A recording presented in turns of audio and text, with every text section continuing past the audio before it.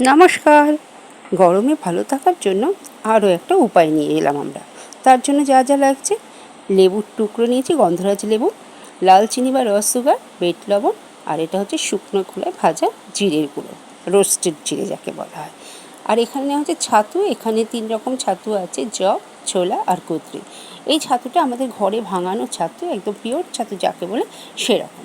এই ছাতুটা গোলার জন্য নিয়েছি একটা কাঁচের গ্লাস, তার মধ্যে 2 চামচ ছাতু দিয়ে অল্প একটু ঠান্ডা জল দিয়ে আগে ছাতুটাকে গুলে নেব।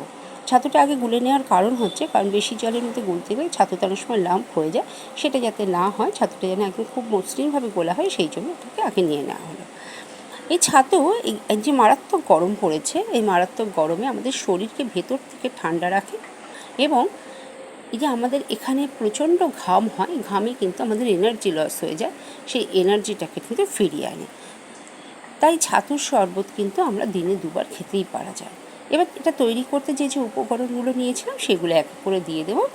বিট লবণ, তারপর হচ্ছে রস সুগার বা লাল চিনি। এই লাল চিনি কী হচ্ছে, আমরা যে সাদা চিনিটা ব্যবহার করি সেটার মধ্যে সালফার থাকার জন্য শরীরের পক্ষে সেটা নাকি ভালো নয়, সেই জন্য এখন অনেক জায়গাতেই বড় বড় দোকানে কিন্তু এই লাল চিনিটা পাওয়া যাচ্ছে এবং ট্রেন্ডে এখন খুব লাল চিনি রয়েছে।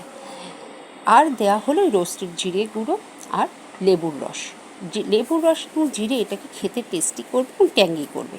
আরও খানিকটা ঠান্ডা জল দিয়ে দেওয়া হলো, তবে অবশ্যই বরফ নয়, বরফ কিন্তু শরীরকে ভিতর থেকে গরম করে তোলে।